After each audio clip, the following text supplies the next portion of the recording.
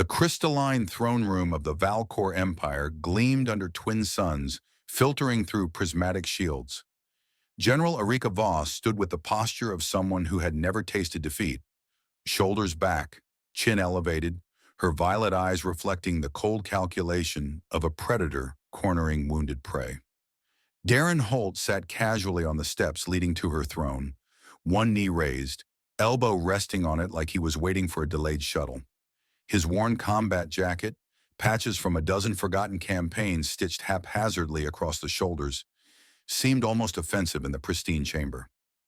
"You walked into my palace alone," Erika said, her voice carrying the musical lilt of her species, but edged with something sharper. "No weapons, no armor, no backup transmission detected. Are humans truly this foolish? Or just this one?" Darren scratched his jaw, where 3 days of stubble had accumulated.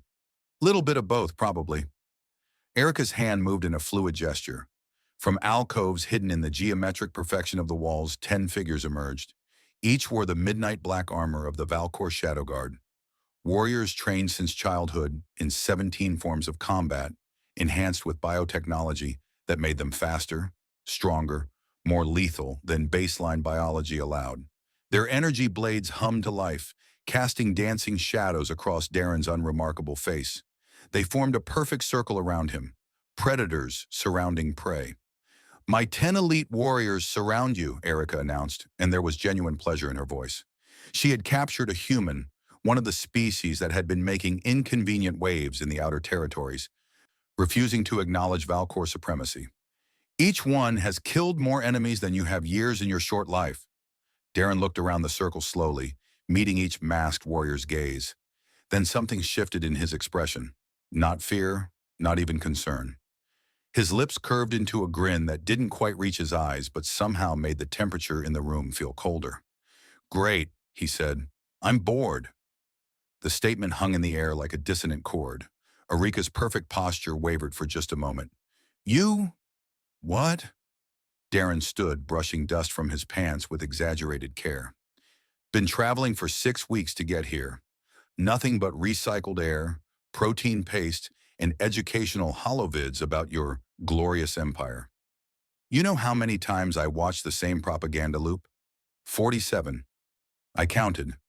One of the shadow guards shifted weight, blade angling slightly toward the human's center mass. "You think this is jest?" Erika's voice hardened. "You think?" "I think," Darren interrupted, and there was something in his tone now, something that made ancient instincts whisper warnings in Erika's genetically perfected mind, "that you don't actually know much about humans.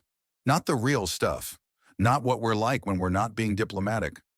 He rolled his shoulders, and the casual gestures somehow looked like a predator loosening up before a hunt. "See, here's the thing about humanity," Darren continued conversationally.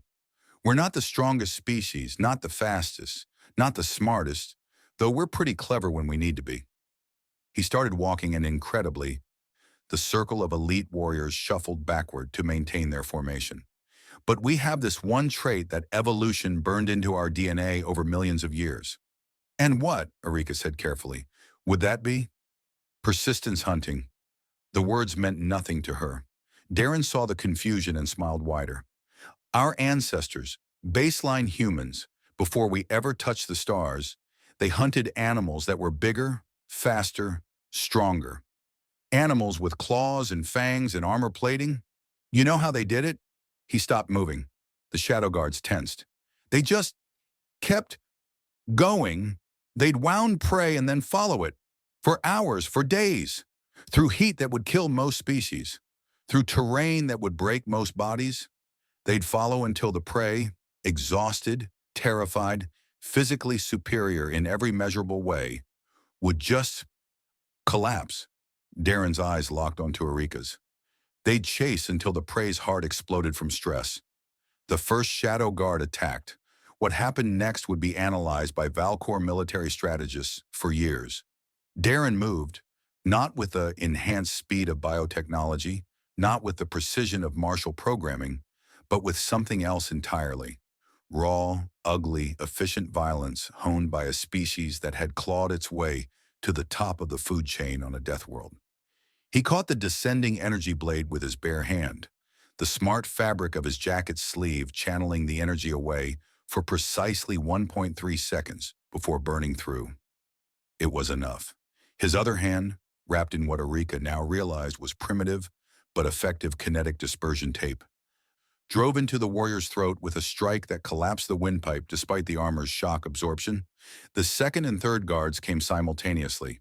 Darren dropped low, sweeping one's leg while using the falling body as a shield against the other's blade. He came up with the fallen warrior's weapon, reversed it, and the third guard went down with their own energy blade through the gap between helmet and chestplate. It wasn't elegant, it wasn't pretty, it was terrifyingly effective. The remaining 7 converged.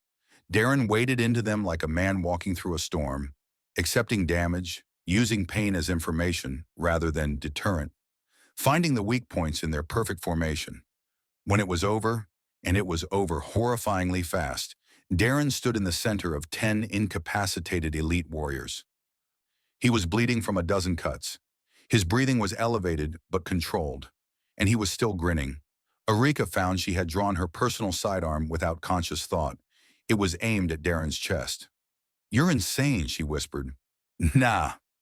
Darren limped toward her, and she noticed he favored his left leg. Injured but still moving. Still coming. Just human. And you know what the really fun part is?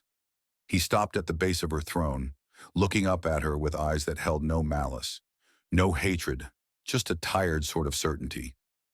"I'm not special. There's billions more like me. Some better, some worse. But all of us carrying that same persistent, stubborn, too dumb to quit genetic legacy." He gestured at the fallen warriors. "Your 10 elite? They train their whole lives. But my species? We've been training for millions of years. Evolution's a hell of a teacher." Erika's hand trembled. "What do you want?" "Same thing I wanted when I walked in here. To talk." Darren's grin softened into something almost friendly. "Your empire's been pushing into human space. We wanted to send a representative to discourage that. Someone who could speak your language." "Which is?" "Force." He shrugged. "Look, I don't want to fight your whole empire. That sounds exhausting. But I'll keep coming. Again, again, again. However long it takes." He turned to leave, limping toward the entrance. "That's humanity's real superpower, General. We're too stupid to know when to quit, and too stubborn to care when we figure it out." The doors sealed behind him, and General Erika Voss stood alone in her perfect throne room, surrounded by her fallen elite, finally understanding why the other empires whispered warnings about the persistent apes from Sol 3. She lowered her weapon. Some prey, she realized, were never meant to be hunted.